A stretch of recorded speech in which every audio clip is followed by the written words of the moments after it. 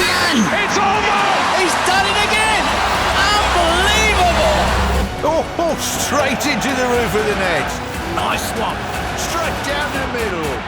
So a good performance.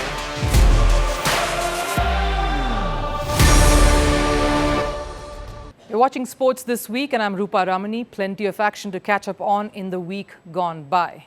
Gukesh strikes hard to silence all critics, and Carlsen's statement of him being weak by beating the Norwegian a second time in the span of a month has Magnus Carlsen's supremacy taken a bit of a hit.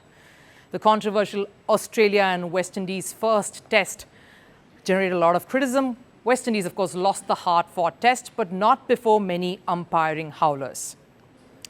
Indian cricket team's head coach Gautam Gambhir and captain Shubman Gill faced criticism and a hostile England environment. They came under fire for their team changes ahead of the second test against England in Birmingham, including resting Jasprit Bumrah. Was the critique fair? And the Club World Cup continues to earn wrath from the world over. The scheduling and soaring temperatures making many question why FIFA has mishandled their pet project, even as top European clubs tumbled by the wayside. And ending on a somber note, the world was stunned after 28-year-old Diogo Jota died in a car accident. Millions mourned his loss to the football world, including his Portuguese captain, Cristiano Ronaldo. Wimbledon broke a 148-year-long rule to pay tribute. All of those stories heading your way. Victory tastes sweet when you prove someone wrong, but it tastes sweeter when you do so by putting that same person down. Gukesh has to feel vindicated today. The young Indian chess grandmaster beat Carlsen once again, and that's 2 wins now in the span of a month across 2 tournaments and 2 different formats. The question is, has Magnus Carlsen eaten humble pie just yet? So a quick recap, first of all, that led to all of this particular moment. Carlsen, for some months now, has been underplaying Gukesh's potential and performance on the world stage. This from the moment he won candidates right up to this day. Whether it was saying he would not win the World Championship, to calling the fight with Ding Liren a pillow power battle, to questioning calling Gukesh a world champion yet, to now saying he's the weaker player in the tournament they're currently battling at. It's safe to say Carlsen has taken a fair share of digs at his far younger, inexperienced, in comparison, opponent. Gukesh hit back by taking joint lead at the Chess Grand Tour just a day earlier, and then just hours ago, the double whammy. Gukesh sole leader after beating Carlsen yesterday. So here's the thing. Everyone brushed aside that win at the Norway chess tournament a while back because of various reasons. 1, time constraint played a huge role in that. 2, it was classical format, one Carlsen doesn't care too much for, a format he almost quit. 3, Carlsen is Carlsen, and this is a one-off. But this latest win is huge, much bigger. And a few reasons for that too. 1, it's a format Carlsen reigns supreme in. 2, Gukesh silenced Carlsen for something he said just days earlier, of Gukesh being the weaker player in this tournament. And 3, it's now 2-2. The moment was not lost on Gukesh. Yes, beating Magnus is always special, for sure. I think this also gives a bit more confidence in a sense that, like, I just had a horrible position from the opening. I just mixed up something really bad. It's nice that, like 2 losing positions in a row, I could win against Magnus. And that got chess world hopping about, reactions pouring in on what a big win this was for the sport, for Gukesh, for, of course, and its sense of reiteration of India's growing dominance in chess.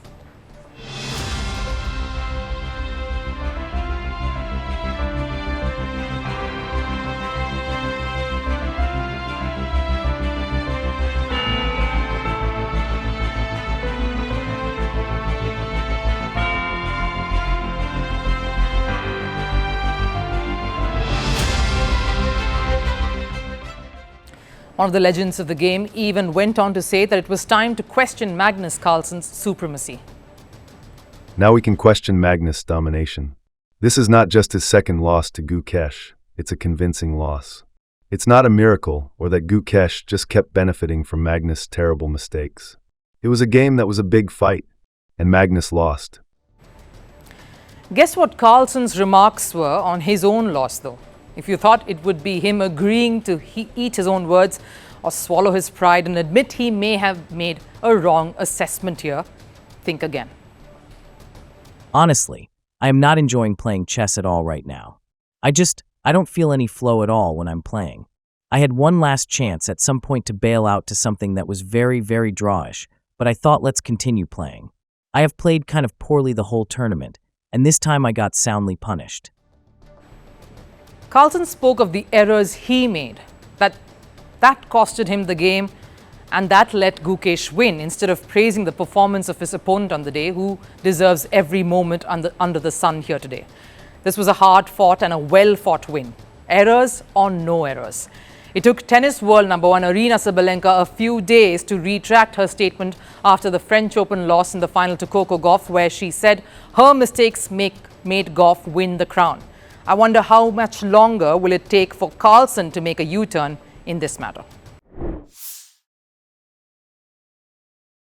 West Indies cricket may not be the powerhouse it once was, but every time they face Australia, something shifts. The fire reignites, and in the first test we saw that. A thrilling match, but one that was marred by controversies. The Windies gave it everything, but still came up short. Yes, Australia were better in key moments, but the West Indies camp believes it wasn't just cricket that outdid them, it was the umpiring. Multiple contentious decisions went against the hosts, and they didn't hold back in calling them out. And now they are paying the price for criticizing it. But before we get to that, into the aftermath, let's rewind and tell you how it all unfolded. The match kicked off with the WTC finalists on the back foot. West Indies pacers turned back the clock, bowling out Australia for just 180. Jayden Sales grabbed 5, Shamar Joseph took 4. Australia looked rattled. But the West Indies reply, far from ideal. Down to 72 for 5, they needed a rescue act desperately, and up stepped captain Roston Chase and keeper batter Shai Hope. A gritty 67-run stand steadied the innings. Then, of course, the turning point. First, Roston Chase given out LBW by the third umpire. Replay suggested a possible inside edge. 2 overs later, Shai Hope caught behind. A screamer by Alex Carey, but did he catch it clean?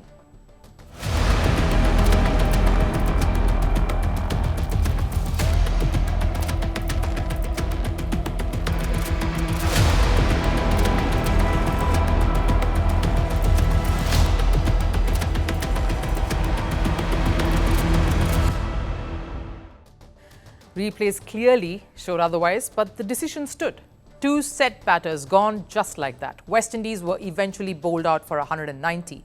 Australia then, of course, piled on 310 in their second innings, and the match just slipped away. Post-match, it wasn't the scoreline making all the noise, it was the fury.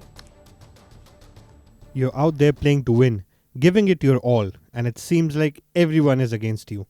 Me and Shai Hope were going well, and then we had some questionable calls that really set us back in terms of creating a big lead on the total that Australia set. When there's doubt in something, just be consistent across the board. From the images that we are seeing, the decisions are not fair enough for both teams. I just want fairness. Coach Darren Sammy demanded fairness. Captain Roston Chase went a step further, questioning the lack of accountability. It's frustrating because as players, when we mess up, when we get out of line, we are penalized harshly. But the officials, nothing ever happens to them.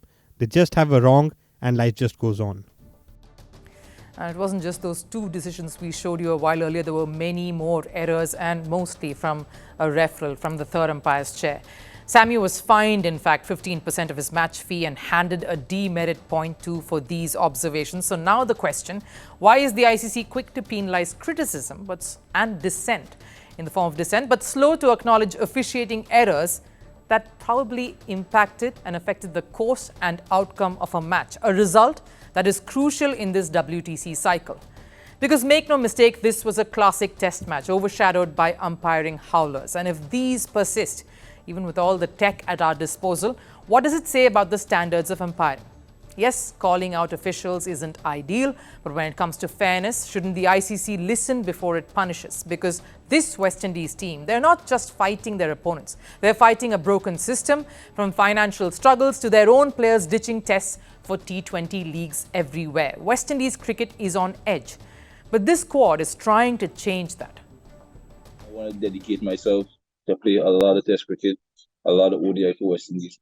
It doesn't matter how much, and I'll repeat this again, doesn't matter how much it takes, as long West Indies have cricket, I will always make myself available because I think West Indies cricket get us to all these leagues and all these things. So this is where it starts. So this is where you have to come back.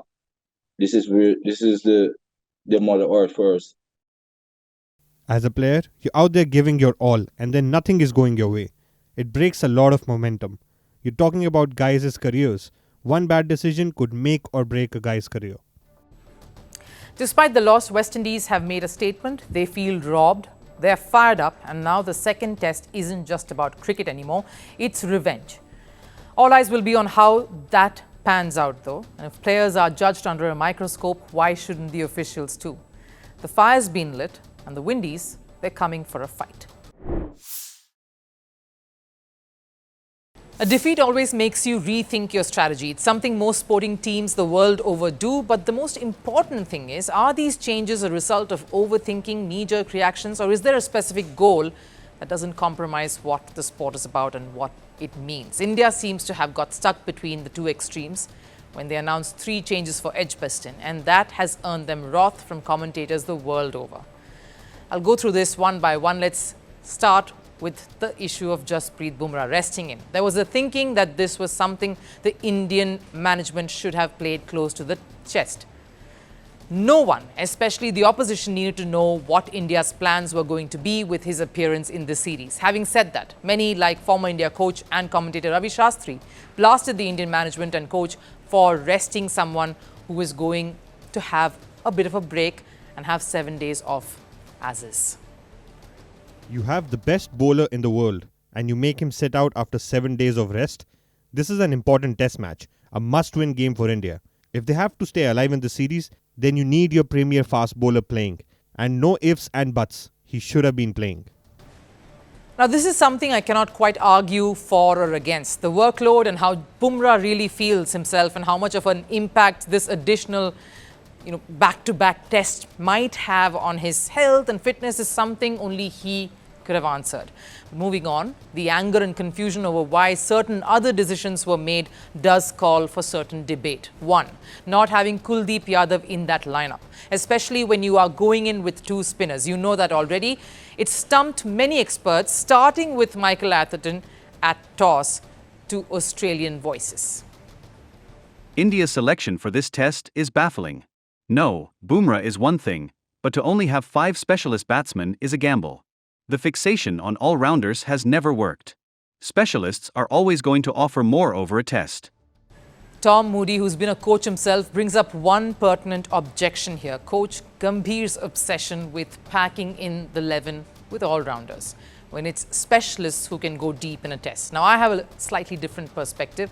When you have decided to not have Bumrah in the mix here for this test, the point would be, naturally and logically, pad up and boost that bowling. Give it some teeth in his absence, something Sunil Gavaskar also agrees with. If your top order batters are not giving you the runs you expect, then Washington at 7 or Nitish Reddy at 8 won't necessarily fix that, because they weren't the batters who failed you in the first test. So where you needed strengthening was in the wicket-taking department. India had scored the runs. They had not taken the wickets required. But by not thinking along those lines, naturally your inclusion has only told England that you are on the back foot already and are not on the attack but on the defense. And let's take this further to point number 3. At what cost have you made this change? You've ended up sacrificing a batter who came into the series high on confidence. Washington Sundar was brought in instead of Sai Sudarshan. You've dropped him after 1 test. Again, a 1 test removal that just doesn't send quite the right message to that entire dressing room. Sai scored a crucial 30 and was involved in an important partnership in the second innings. Dropping a youngster high on confidence doesn't feel right. Now look, all of this could come to naught if India does manage to hold its nerve and if England messes up, commits some grave errors. But question is that the attitude that you're setting forth here on?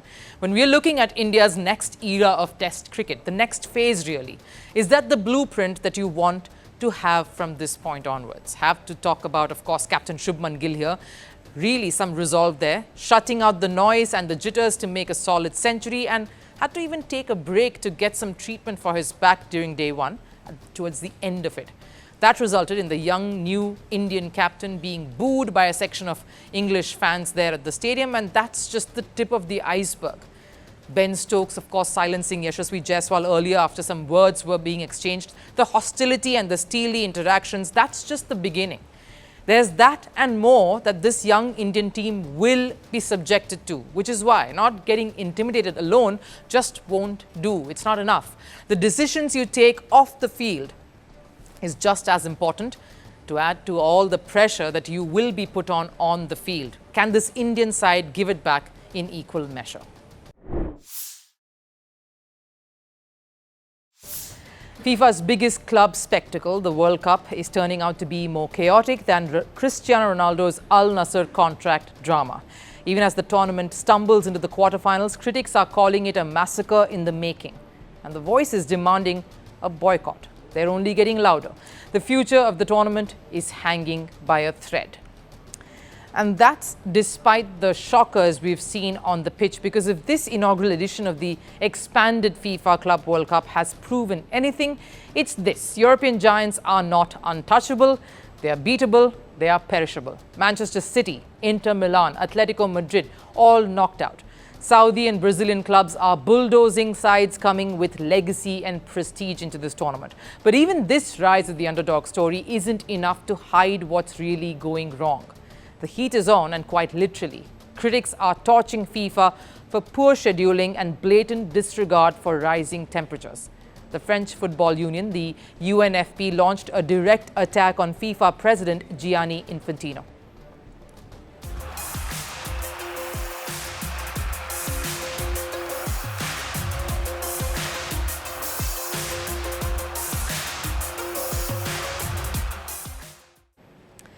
And the UNFP isn't alone. Even before the ball was kicked, top players including Ballon d'Or winner Rodri slammed FIFA for the insane calendar. And the criticism, it hasn't stopped. People who have never had or do not have anything to do with day-to-day business anymore are coming up with something. The Club World Cup is the worst idea ever implemented in football in this regard. And Klopp's point is simple. The calendar is jam-packed. Players are burning out. Sure, we've seen some magical underdog stories here, but that's because top clubs are drained coming into this tournament. Domestic leads, the Champions League, Euros, all intense, all non-stop. That's why the Champions League is considered as tough as the World Cup. But FIFA wanted their own version, their answer to the UCL. Only problem, they forgot that this affects every other tournament too.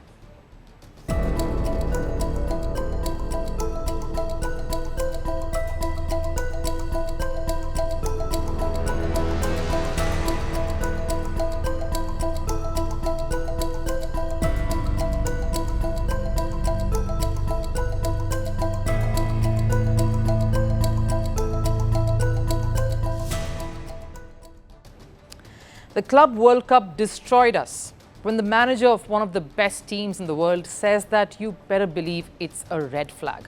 And to make things worse, FIFA isn't making recovery any easier. They've scheduled high-intensity knockout matches in scorching afternoon heat in cities already battling rising temperatures. It's a serious health concern, and it's not just footballers raising the alarm. Experts are chiming in too.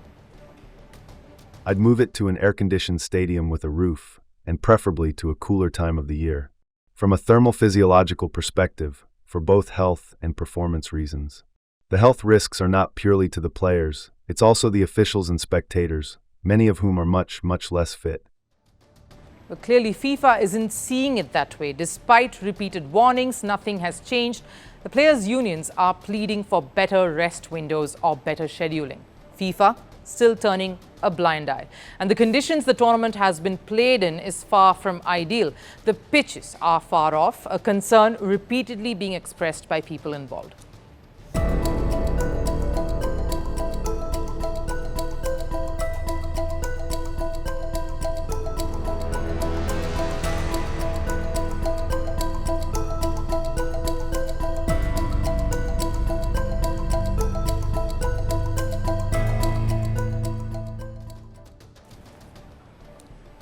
And here's the thing, it's not just this tournament that's at stake. If this kind of scheduling continues, it could wreck the rest of the football calendar. Domestic leagues, UCL, even the Men's World Cup. That's in America and it's scheduled next year around the same time. Worse, major clubs could start boycotting the next edition of the Club World Cup altogether. Because let's face it, the Club World Cup isn't exactly beloved at this point. Right now, FIFA has given us 0 reasons to start loving it all over again. The football world witnessed one of its darkest days yesterday when 28-year-old Liverpool striker Diogo Jota passed away. A tragedy so sudden, so devastating. It's left stadiums silent, teammates shattered, coaches heartbroken, and fans across the globe, of course, in mourning. Jota was driving back with his younger brother, Andre Silva, when their car veered off the road, reportedly after a blown tyre. In a split second, football lost one of its brightest lights. And in the aftermath, the tributes haven't stopped pouring in. Even Wimbledon, a tournament known for its strictest traditions, has broken its centuries-old protocol in his honour. Our next report pays tribute to the man, the footballer, the father, Diogo Jota.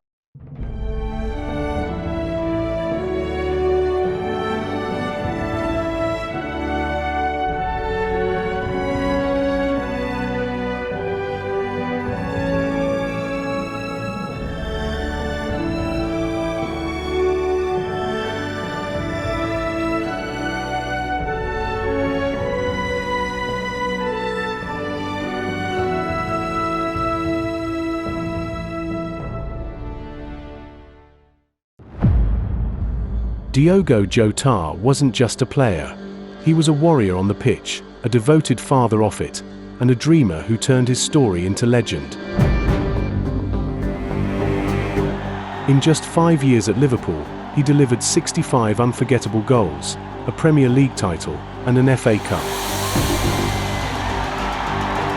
His hunger, his speed, his fire, lit up Anfield like few ever have. For Portugal, he was just as vital. A 2-time Nations League winner, a player who carried the flag with pride and power. He was a fan favourite, a fighter, a force. And off the pitch, life was beautiful. Just 10 days ago, Jota married his longtime partner, Ruth Cardoso. The two shared 3 young sons, a growing family, a new chapter, now cruelly cut short. While returning to Liverpool from Spain, tragedy struck. A suspected tyre blowout sent the car spiralling. Jota was behind the wheel. His brother, Andre, was beside him. To think, just hours before the crash, Jota's wife posted a reel celebrating their happiness. And just like that, everything changed. From the streets of Porto to the grand stages of the Premier League, Jota's journey inspired millions. Today, those very millions are grieving.